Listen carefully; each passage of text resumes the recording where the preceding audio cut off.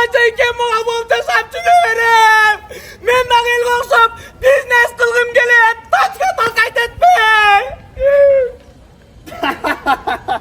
Siz dağ deliren itme jüresiz bu. Na şavurmadan cengağı birinçisi başlayla. Aha! Muhakkaslarında Bereke Grant'ın 3. etajında Miyata Fast Food restoranı açıldı.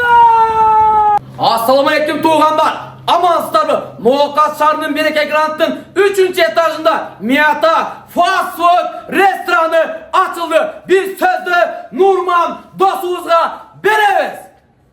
Assalamu alaikum Nokat şahrındağı turgunlar.